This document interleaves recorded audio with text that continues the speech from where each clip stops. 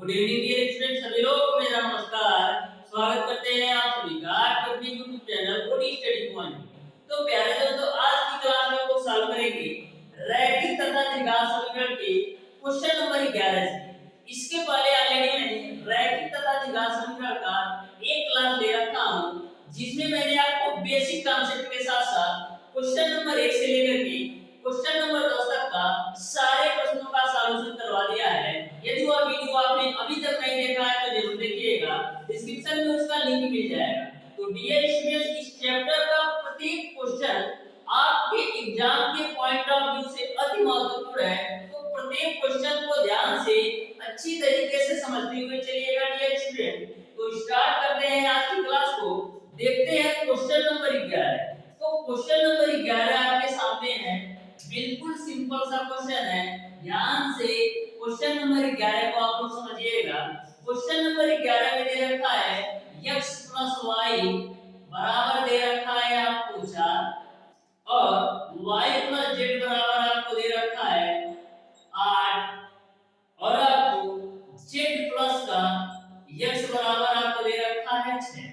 तो आपको x + y + z की वैल्यू बताना है कि x + y + z की वैल्यू क्या होगी। तो ध्यान से समझिएगा इस क्वेश्चन को। मैं मान लेता हूं इसको समीकरण नंबर 1, इसको मैं मान लेता हूं समीकरण नंबर 2 और इसको आप मान लो समीकरण नंबर 3। अब करते क्या है डियर स्टूडेंट, तीनों समीकरण को आपस में जोड़ दो। तो तीनों समीकरण को आपस में जोड़ोगे तो एक चीज देखोगे कि x आपका 2 बार आया है, उसी प्रकार y भी आपका 2 बार आया है और z भी आपका 2 बार आया है। इसको हम लिख सकते हैं 2 x + y + z बराबर। अब राइट साइड की वैल्यू जोड़ो तो 4 और 8 12 और 12 से कितना हो जाएगा 18। अब देखिएगा 2 से काटेंगे 18 के तो 9 बार में जाएगा। तो यहां से आपको x + y + z की वैल्यू आपको मिल जाएगी 9। यही आपका आंसर हो जाएगा। इस तरीके से क्वेश्चन नंबर 11 का जो आंसर होगा वो आपका ऑप्शन नंबर बी सही हो जाएगा। तो देख सकते हैं कितना सिंपल सा क्वेश्चन था। देखिएगा डियर स्टूडेंट क्वेश्चन नंबर 12। तो क्वेश्चन नंबर 12 को आप लोग ध्यान से समझिएगा। जो आपका क्वेश्चन नंबर 12 है, ये भी क्वेश्चन आपका सिंपल सा क्वेश्चन है, बस आपको ध्यान से समझना है। तो देखिएगा डियर स्टूडेंट, क्वेश्चन नंबर 12 में दे रखा है वह समीकरण जिसके मूल समीकरण px² - qx + r बराबर 0 के मूलों के बराबर हो परंतु चिन्हों में विपरीत होगी। तो ध्यान से क्वेश्चन नंबर 12 को समझिएगा। क्वेश्चन नंबर 12 में ऐसा बोला गया है कि जो आपका समीकरण px² - qx + r है, इसका जो मूल है उसके विपरीत मूल वाले का समीकरण क्या होगा। यानी कि जो आपका यह समीकरण दे रखा है px² - का qx + r बराबर 0, इसका कोई ना कोई दो मूल होगा। जो आपका दो मूल आएगा उसके विपरीत चिन्ह वाला जो दो मूल है उसका समीकरण आपको बताना है। तो यह बात आपको समझ में आई होगी। सबसे पहले डियर स्टूडेंट, इस क्वेश्चन को सॉल्व करने के लिए करते क्या है, आपको इस समीकरण से मूल निकाल लेना है। तो मूल निकालने का मैंने फार्मूला बताया था कि जो मूल दोनों मूल निकालने का फार्मूला होता है वो आपका होता है माइनस का b plus minus √b² minus का 4ac डिवाइडेड बाय 2a होता है। अब सारी वैल्यू रख दो तो माइनस का b की वैल्यू कितना है, b की वैल्यू आपका है माइनस का 2 और प्लस माइनस ब्रैकेट के √b² यानी माइनस का q का स्क्वायर माइनस का 4, a की वैल्यू कितना है x का x² का गुणा तो p हो जाएगा और c की वैल्यू आपका है यहां तक आपको समझ में आया होगा। बटे आपका हो जाएगा 2 और a की वैल्यू आपका है p। तो यहां से आप सॉल्व करो तो माइनस माइनस आपका हो जाएगा प्लस और प्लस माइनस माइनस का q का स्क्वायर q² और माइनस का 4pr डिवाइडेड बाय आपका 2p। तो यहां से आप एक चीज देखेंगे, जो आपने दोनों मूल निकालना है वो आपका q plus minus √q² - 4pr divided by 2p है। तो आप एक चीज देख रहे हैं कि जो आपका q वाली वैल्यू है यहां पर आपको पॉजिटिव में आ रहा है, लेकिन इस समीकरण में आपका नेगेटिव में है। तो ये नहीं ही डिफरेंस आएगा जो आपका नया समीकरण आएगा, जो आपका q का गुणांक होगा वो 5q का होगा। तो अभिष्ट समीकरण आपको मिलेगा px स्क्वायर प्लस का qx प्लस का r बराबर 0। तो यही आपका आंसर हो जाएगा। बस एक ही थोड़ा सा आपका अलग है कि जो आपका यहाँ पर माइनस का q है ना, यहाँ पर आपका प्लस का q आ रहा है। तो समीकरण आपका बनेगा px square plus qx plus r बराबर 0। यही आपका आंसर हो जाएगा। इस तरीके से क्वेश्चन नंबर 12 का जो आंसर होगा वो आपका ऑप्शन नंबर बी सही हो जाएगा। तो ध्यान में रखिएगा डियर स्टूडेंट, बिल्कुल सिंपल सा क्वेश्चन है, बस आपको क्वेश्चंस के लैंग्वेज को समझना है। अब देखिएगा डियर स्टूडेंट क्वेश्चन नंबर 13। तो क्वेश्चन नंबर 13 को भी आप लोग ध्यान से समझिएगा। जो आपका क्वेश्चन नंबर 13 है बहुत ही शानदार क्वेश्चन है और ऐसा क्वेश्चन आपके एग्जाम में अक्सर पूछा भी जाता है। तो ध्यान से समझिएगा क्वेश्चन नंबर 13। क्वेश्चन नंबर 13 में दे रखा है x of x plus y plus z, x of x plus y plus z बराबर आपको दे रखा है bc, और फिर आपको दे रखा है y of x plus y plus z की वैल्यू आपको दे रखा है ca। उसके बाद से दे रखा है z of x plus y plus का z की जो वैल्यू दे रखा है वो आपको दे रखा है a। तो आपको बताना है कि x प्लस y और प्लस का z का होल स्क्वायर का मान कितना आएगा। तो ध्यान से समझिएगा इस क्वेश्चन को। मैं मान लेता हूं डियर स्टूडेंट कि जो आपका a वाला समीकरण है इसको मैं मान लेता हूं ये आपका समीकरण नंबर 2 है और ये आपका समीकरण नंबर 3 है। अब तीनों समीकरणों को हल करते हैं तो करते क्या है, तीनों समीकरण का आपस में मल्टीप्लाई कर देते हैं तो हो जाएगा आपका x प्लस y प्लस का z plus y x plus y plus का z फिर plus z x plus y plus का z। अब राइट साइड में मल्टीप्लाई करेंगे तो क्या मिलेगा आपको, आपको मिलेगा bc गुणे ca गुणे आपका a मिलेगा। अब एक चीज आप देखिएगा, एक चीज आप ध्यान से देखिएगा, x plus y plus z यहाँ पर भी है, यहाँ पर भी है और यहाँ पर भी है। तो x plus y plus z हम कॉमन ले लेते हैं तो मिलेगा क्या आपको, यहाँ से x यहाँ से y और यहाँ से z, यानी आपको मिलेगा x plus y plus z बराबर। यहाँ पर देखिएगा तीनों का आपस में मल्टीप्लाई कराएंगे तो मिलेगा a square b square c square और x plus y plus z का मल्टीप्लाई कराएंगे तो x plus y plus z का होल स्क्वायर बराबर मिलेगा a square b square c square. यही आपका आंसर हो जाएगा। इस तरीके से क्वेश्चन नंबर 13 का ऑप्शन नंबर ए सही हो जाएगा। तो ध्यान में रखिएगा डियर स्टूडेंट, इसी कांसेप्ट पर इस क्वेश्चन को सॉल्व करना है। अब देखिएगा डियर स्टूडेंट क्वेश्चन नंबर 14। एक बार ध्यान में रखिएगा, हरियंत पब्लिकेशन की बुक में जितने भी क्वेश्चन दिए गए हैं टोटल क्वेश्चन बहुत ही शानदार है और उसी बेसिस पर टोटल क्वेश्चन दिए गए हैं जैसा कि आपके एग्जाम में पूछा जाता है। तो प्रत्येक क्वेश्चन के कॉन्सेप्ट को अच्छी तरीके से समझिए जिससे आपको एग्जाम के टाइम कोई प्रॉब्लम ना हो। देखिएगा dear student question number 14, question number 14 को आप लोग ध्यान से समझिएगा। क्वेश्चन नंबर 14 आपको इस प्रकार से दे रखा है, x बराबर आपको दे रखा है रूट ओवर 12 ये बड़ा ब्रैकेट है प्लस रूट ओवर 12 फिर उसके बाद से आपको दे रखा है प्लस का रूट ओवर यहाँ पर आपको दे रखा है बड़ा bracket 12 plus dot dot dot into छोटा ब्रैकेट बड़ा ब्रैकेट बड़ा ब्रैकेट। इसका मान आपको बताना है, x का मान आपको बताना है, यानी x का एक मूल बताना है। x का एक मूल का ये या x का मान का ये बात बराबर है। तो ध्यान से समझिएगा इस क्वेश्चन को। सबसे पहले डियर स्टूडेंट इस क्वेश्चन को सॉल्व करने के दो तरीके हैं। मैंने आपको बताया था कभी भी आपसे ऐसा क्वेश्चन पूछा जाए तो सबसे पहले करना क्या होता है, 12 का आपको अभाज्य गुणनखंड करना होता है। तो अभाज्य गुणनखंड क्या होगा 12 का 3 गुणे 4 के रूप में। अब डियर स्टूडेंट यदि आपके क्वेश्चन में प्लस प्लस है तो जो दोनों में बड़ी वाली संख्या होगी वो आपका आंसर होगा। तो क्वेश्चन में प्लस प्लस है तो इन दोनों में बड़ी संख्या क्या है 4, तो आपका आंसर हो जाएगा 4। लेकिन ध्यान से चारों ऑप्शंस को देखिएगा तो किसी भी ऑप्शन में 4 नहीं दिया है, तो 4 नहीं दिया होगा तो क्या होगा, तो आपको माइनस का 3 लेना पड़ेगा, यानी कि इस क्वेश्चन का आंसर आपका माइनस का 3 होगा। इस तरीके से क्वेश्चन नंबर 14 का आपका ऑप्शन नंबर ए सही हो जाएगा। यह किस कंडीशन में, यदि आपका 4 ऑप्शन में नहीं दिया हो तो आपका माइनस का 3 आंसर होगा।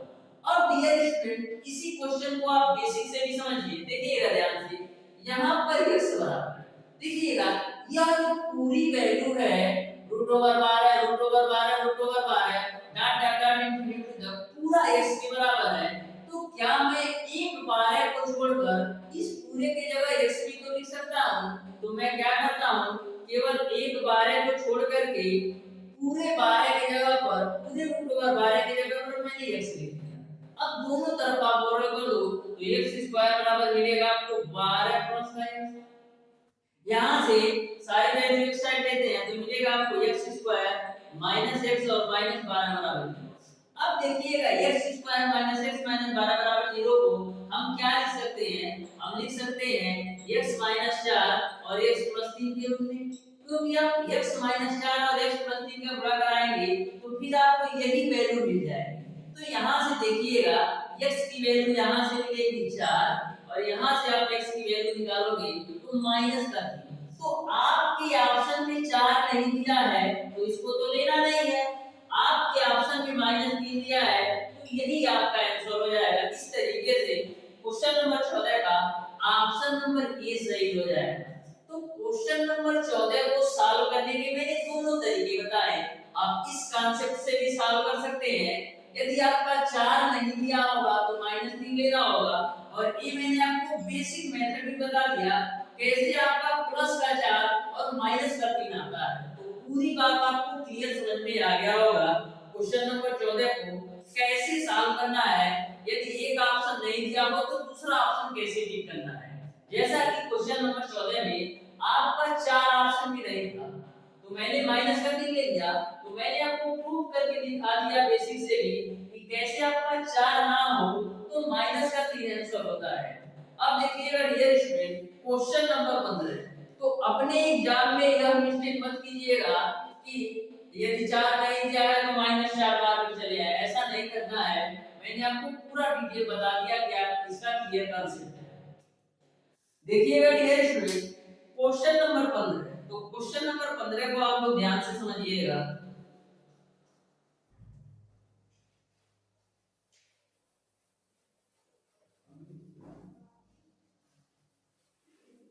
देखिएगा क्वेश्चन नंबर 15 बोला है वह वर्ग समीकरण जिसके मूल समीकरण x² - x+1 के मूलों के प्रतिलोम होगी। तो ध्यान से क्वेश्चन नंबर 15 को समझिएगा।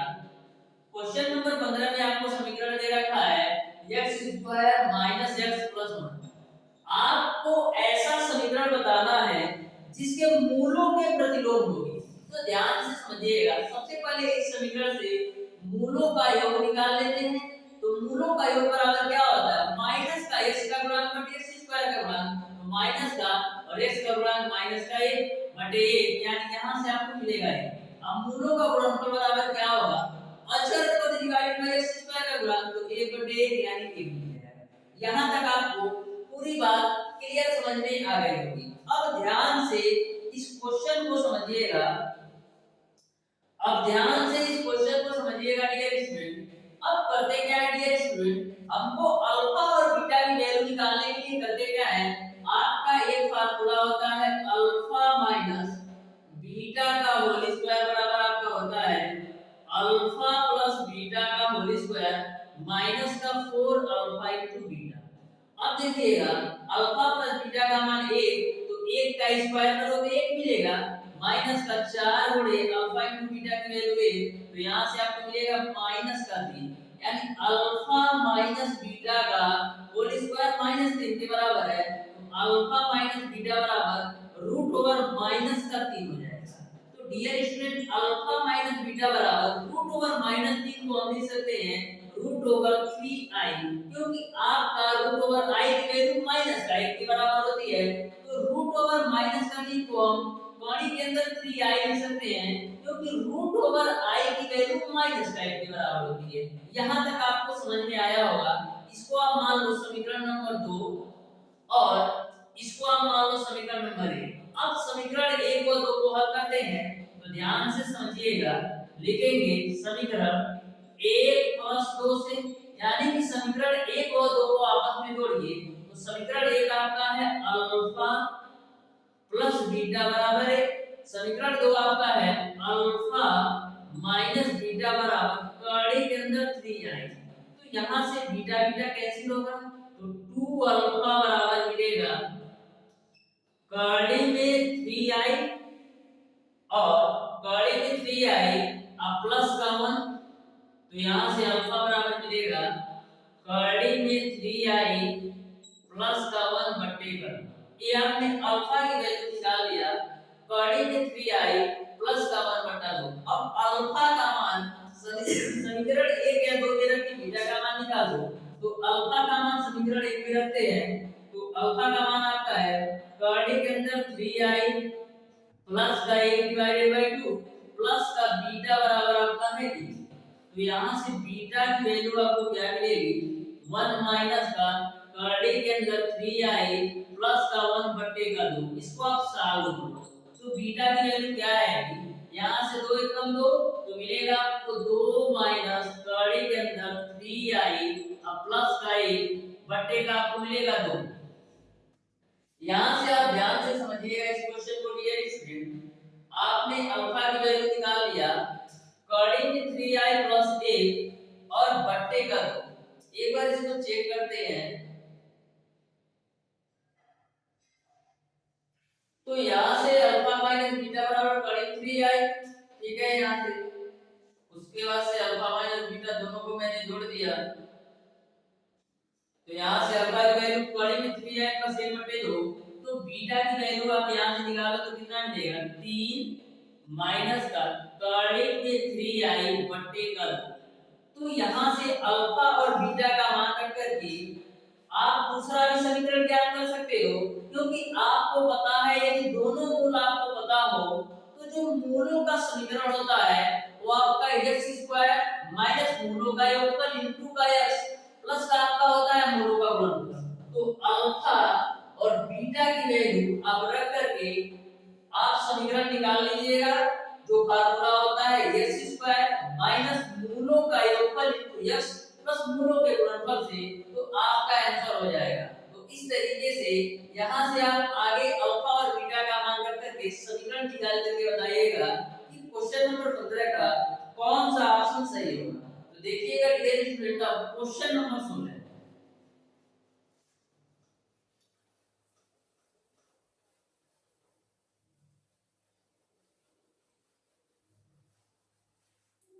क्वेश्चन नंबर 16 को आप लोग ध्यान से समझिएगा। क्वेश्चन नंबर 16 आपका दे रखा है 6 बराबर रूट ओवर x, ये बड़ा ब्रैकेट है, फिर प्लस रूट ओवर x, ये बड़ा ब्रैकेट है, फिर आपका प्लस रूट ओवर x, ये आपका छोटा ब्रैकेट है, plus dot dot dot infinity, ये छोटा ब्रैकेट बड़ा ब्रैकेट और बड़ा ब्रैकेट। तो आपको x की वैल्यू ज्ञात करना है, तो ध्यान से समझिएगा। क्वेश्चन नंबर 16 देखिएगा, यहाँ पर 6 है तो 6 रखना। अब देखिएगा 6 के बराबर ये आपकी पूरी वैल्यू है root over x plus root over x plus root over x। तो मैं करता क्या हूँ, केवल एक x को छोड़कर सारे जगह मैं 6 लिख देता हूँ, क्योंकि इन्फिनिटी के बराबर है, तो एक x को केवल छोड़ करके मैं इन सारे x रूट ओवर x की जगह पर मैं 6 रख देता हूँ। यहाँ तक आपको समझ में आया होगा। अब दोनों बच्चों का वर्ग करो तो 36 बराबर आपको मिलेगा x प्लस का 6, तो x बराबर आपको मिल जाएगा 30। इस तरीके से क्वेश्चन नंबर 16 का जो आंसर होगा वो आपका ऑप्शन नंबर बी सही हो जाएगा।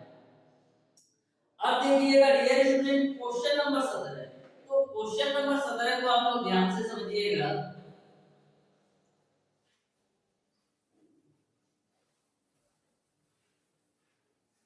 क्वेश्चन नंबर 17 आपका इस प्रकार से दे रखा है, यदि x बट्टे a माइनस b बराबर, आपको दे रखा है यदि x बट्टे a माइनस b बराबर y बट्टे b माइनस c बराबर z बट्टे c माइनस i, तो आपको x plus y plus z की वैल्यू ज्ञात करना है। तो ध्यान से समझिएगा क्वेश्चन नंबर 17 को। इस पूरी वैल्यू के बराबर मैं मान लेता हूं, ये मान लो या एक मान लो, कुछ भी मान लो। तो देखो x बटे a माइनस का b बराबर हम लिख सकते हैं कि उसी प्रकार से y बटे का b माइनस का c बराबर हम लिख सकते हैं कि उसी प्रकार से z बटे c माइनस a बराबर हम लिख सकते हैं कि क्योंकि सारी वैल्यू एक दूसरे के बराबर है। तो यहां से आप x की वैल्यू निकालोगे तो मिलेगा कि आप a माइनस का b, और यहां से आप y की वैल्यू निकालोगे तो मिलेगा कि आप b माइनस का c, और यहां से आप z की वैल्यू निकालोगे तो मिलेगा कि आप c माइनस का a। यहां तक आपको समझ में आया होगा।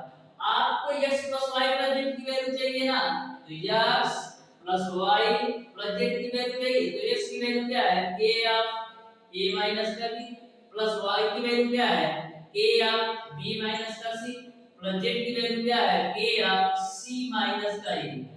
यहां तक आपको समझ में आया होगा। अब देखिएगा x plus y plus z बराबर सब में k है तो k आप कॉमन ले लो, तो मिलेगा क्या, a माइनस का b प्लस का b माइनस का c और प्लस का c माइनस का a, minus a plus a minus b plus b minus c plus c।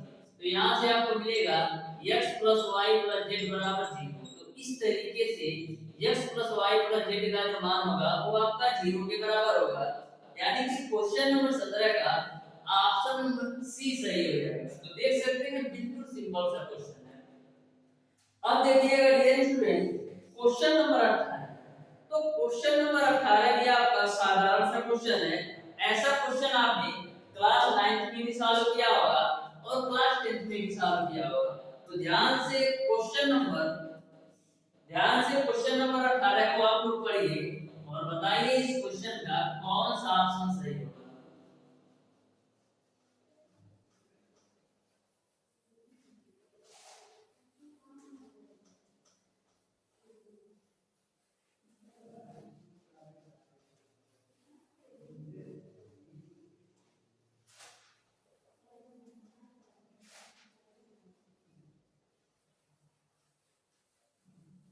तो क्वेश्चन नंबर 18 आपका इस प्रकार से है, दो अंकों की एक संख्या जिनका योग 9 है, अंकों को बदल देने से बनी नई संख्या पहली संख्या से 27 अधिक है, तो संख्या है। तो ध्यान से क्वेश्चन नंबर 18 को समझिएगा। सबसे पहले डियर स्टूडेंट ये आप ये समझिए कि दो अंकों की जो संख्या आपका होती है वो आपका होता है 10x प्लस का y। जो दो अंकों की संख्या होती है वो आपका 10x प्लस y। तो मैंने मान लिया कि जो दो अंकों की संख्या है वो आपका 10x प्लस y है। बोला है अंकों का योग 9 है, यानी कि x प्लस y बराबर आपको दे रखा है 9, इसको आप मानो समीकरण नंबर 1। फिर आगे क्वेश्चन में बोल रखा है अंकों को बदल देने से बनी नई संख्या पहली संख्या से 27 अधिक है। पहले आपकी जो संख्या थी वो आपका 10x प्लस y थी। अंकों को बदल देने से, अंकों को बदलने का मतलब ये है कि 10x प्लस y को 10y प्लस x कर दिया गया, तो बनी जो संख्या है वह पहले से 27 अधिक होती है। तो आपको संख्या बताना है। तो ध्यान से इस कॉन्सेप्ट को समझिएगा।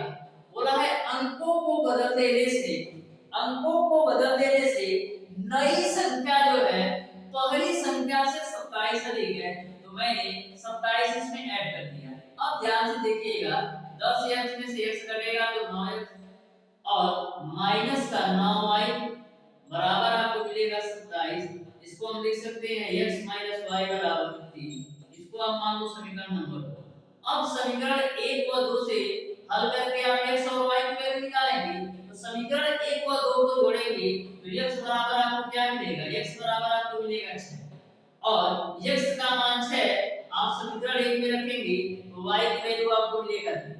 तो x बराबर 6 और y बराबर 3, आप जो माने हो उसमें रख दो। तो 10 गुणे 6 प्लस का 3, यानी कि जो संख्या आपको मिलेगी वो आपका 63। इस तरीके से क्वेश्चन नंबर 18 का ऑप्शन नंबर बी सही हो जाएगा। तो देख रहे हैं कितना सिंपल सा क्वेश्चन है। बस आपको क्वेश्चन के लैंग्वेज को समझ करके जैसा क्वेश्चन में बोला गया है उसी प्रकार से आपको सॉल्व करते जाना है। अब देखिएगा डियर स्टूडेंट क्वेश्चन नंबर 19।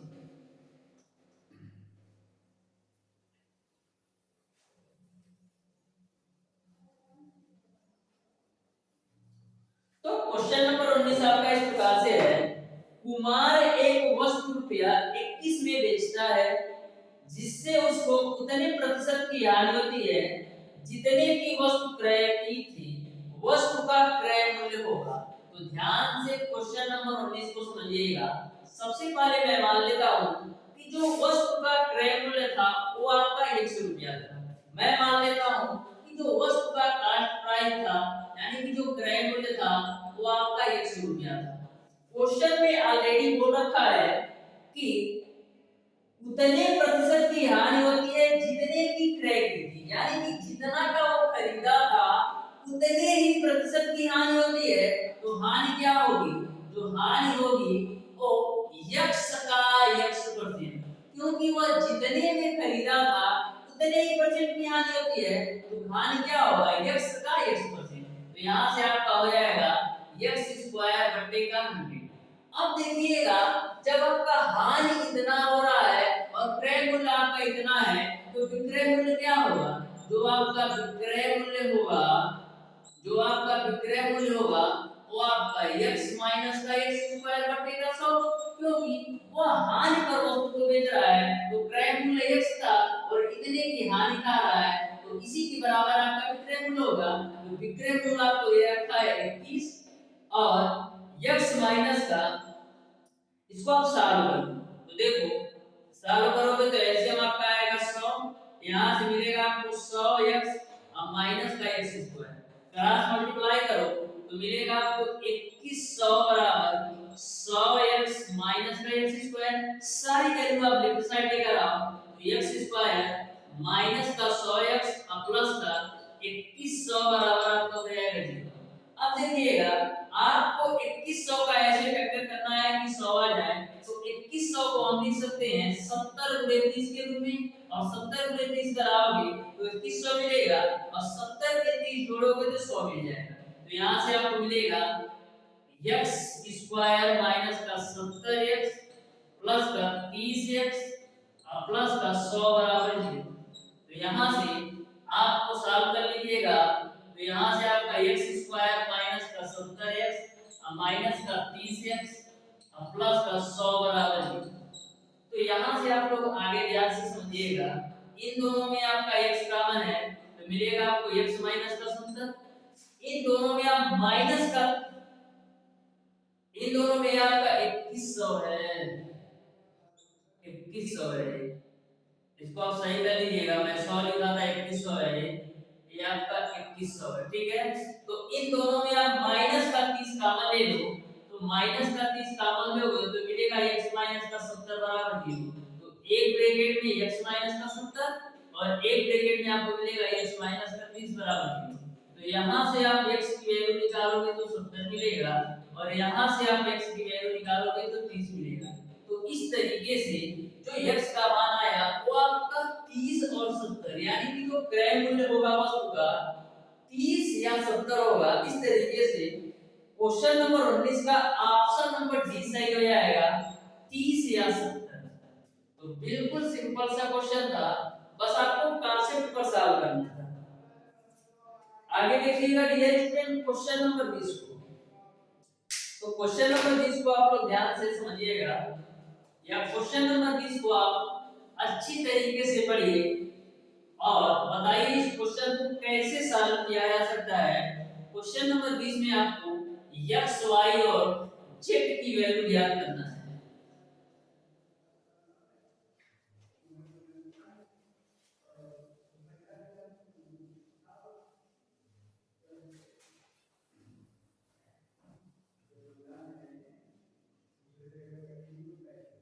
तो ध्यान से समझिएगा, आपको तीन समीकरण दे रखा है। पहला समीकरण आपका है 2x प्लस का 3y प्लस का z बराबर आपको दे रखा है 11। दूसरा समीकरण आपको दे रखा है 3x प्लस का y प्लस का 4z बराबर आपको दे रखा है 17। तीसरा समीकरण आपको दे रखा है x प्लस 2y प्लस का 3z बराबर आपको दे रखा है 14। तो आपको x plus y plus z की वैल्यू ज्ञात करना है। ये आपका क्वेश्चन नंबर 20 है। तो ध्यान से समझिएगा, सबसे पहले करते क्या है, समीकरण 1 और 2 को सॉल्व करके x और z के संबंध निकालते हैं। तो करेंगे क्या, इसको आप मान लो समीकरण 1, इसको आप मान लो 2 और इसको आप मान लो 3। तो लिखेंगे समीकरण 2 गुणे 3 से, समीकरण 2 में आप 3 से गुणा कराओ तो मिलेगा आपको 9x प्लस का 3y प्लस का 12z बराबर आपको मिलेगा 51। इसको आप मान लो समीकरण नंबर 4।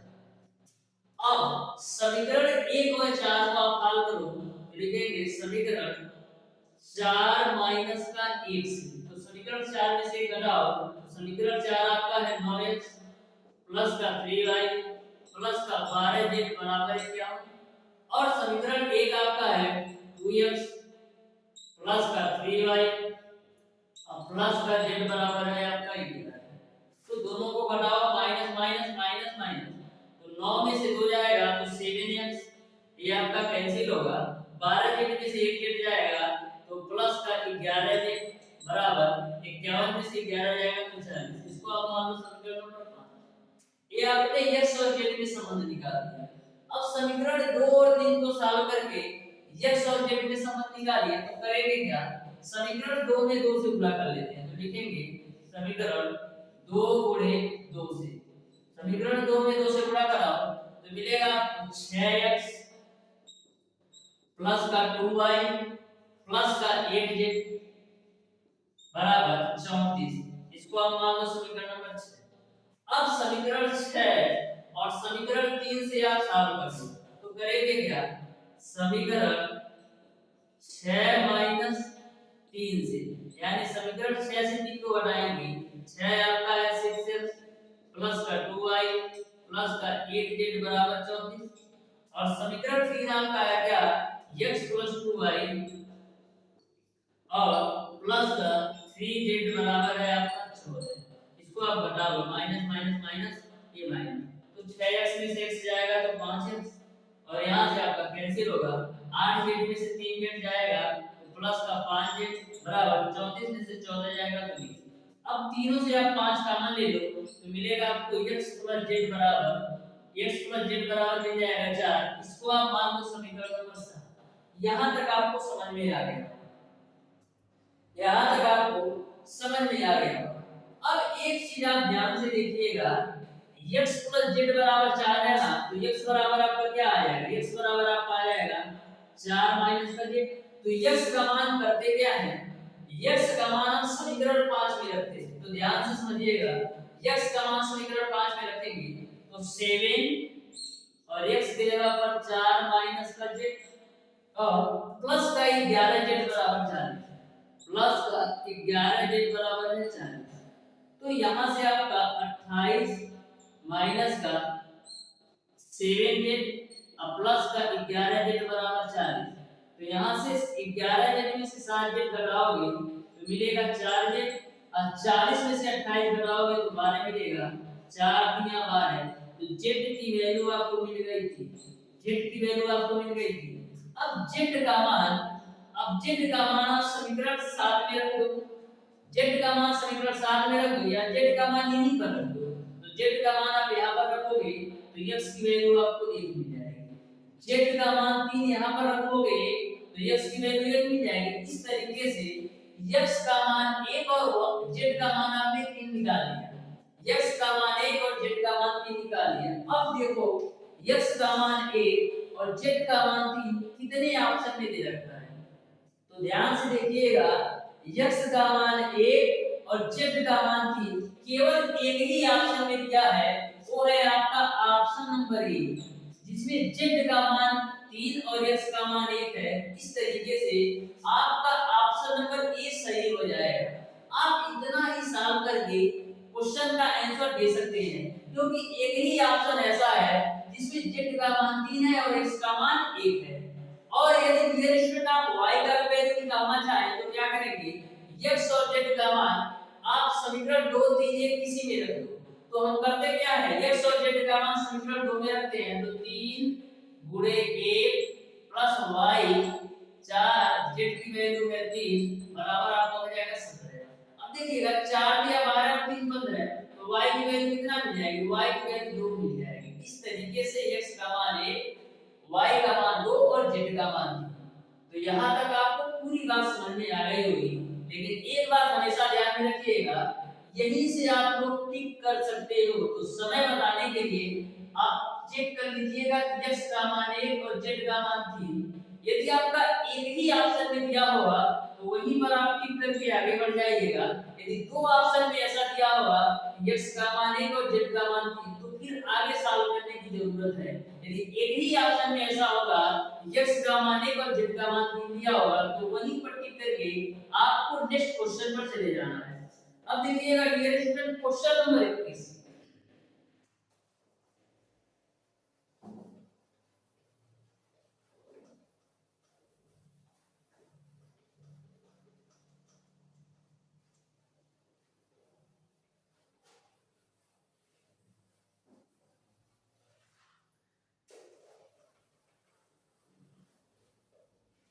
ध्यान से समझिएगा क्वेश्चन नंबर 21 को। बोला है यदि अल्फा बीटा किसी समीकरण x minus a x minus b बराबर c के मूल हो, तो समीकरण x minus alpha x minus beta plus c बराबर 0 के मूल होंगे। तो ध्यान से समझिएगा क्वेश्चन नंबर 21 को। बिल्कुल सिंपल सा क्वेश्चन है।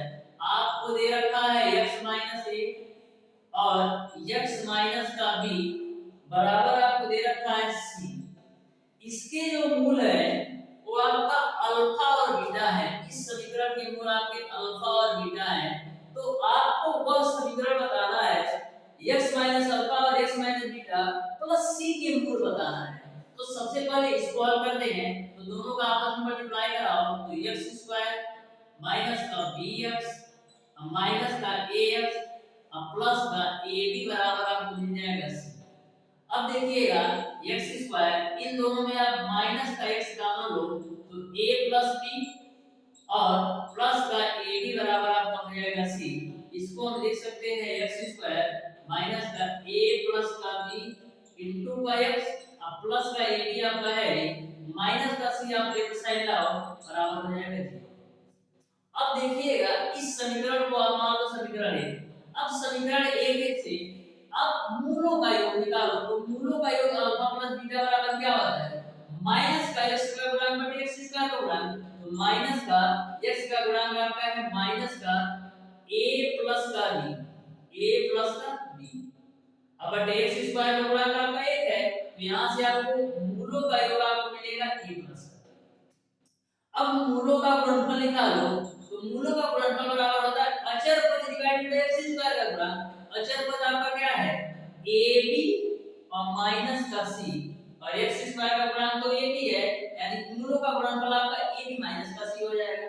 अब ध्यान से क्वेश्चन को देखिएगा, आपको मूल बताना है x माइनस अल्फा और x माइनस का बीटा और प्लस का c बराबर 0 का आपको मूल बताना है। तो सबसे पहले आपस में मल्टीप्लाई कराओ, तो x square minus beta x और माइनस का अल्फा x और प्लस का अल्फा इनटू बीटा और प्लस का c बराबर 0।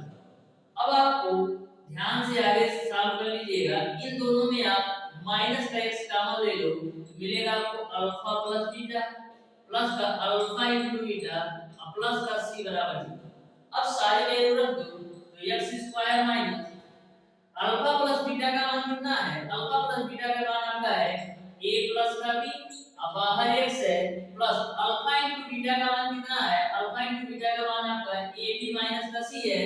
और क्वेश्चन में ऑलरेडी प्लस का सी है a बराबर 0 माइनस सी प्लस सी कैसे, तो यहाँ से आपको क्या मिलेगा, यहाँ से आपको मिल जाएगा dear student x square minus a plus का b इनटू का x और प्लस का a b बराबर 0। अब आप बताओ x square minus a plus b into x plus a into b में मूल क्या होंगे, तो सिंपल सी बात है, मूलों का योगफल आपका a प्लस b है। अब मूलों का गुणनफल आपका a into b है, यानी आपका जो मूल होगा a और b होगा, यानी पहला मूल आपका a होगा और दूसरा मूल आपका b होगा। आगे सॉल्व करने की जरूरत ही नहीं है क्योंकि दो ही मूल है, एक a है और दूसरा b है। तो इस तरीके से क्वेश्चन नंबर 21 का ऑप्शन नंबर सी सही हो जाएगा। तो ध्यान में रखिएगा, बहुत ही सिंपल सा और बहुत ही बेहतरीन क्वेश्चन है। अब देखिएगा डियर स्टूडेंट क्वेश्चन नंबर 22। तो क्वेश्चन नंबर 22 को भी आप लोग ध्यान से समझिएगा। जो आपका क्वेश्चन नंबर 22 है बहुत ही सिंपल सा और मैक्सिमम 5 से 10 सेकंड का क्वेश्चन है, तो ध्यान से क्वेश्चन नंबर 22 को समझिएगा। क्वेश्चन नंबर 22 में बोल रखा है किसी संख्या को उसके वर्ग से घटाया जाए तो शेष 20 बचता है, वह संख्या है। तो ध्यान से क्वेश्चन नंबर 22 को समझिएगा। मैं मान लेता हूं कि वह जो आपकी संख्या है वो मैं मान लेता हूं x।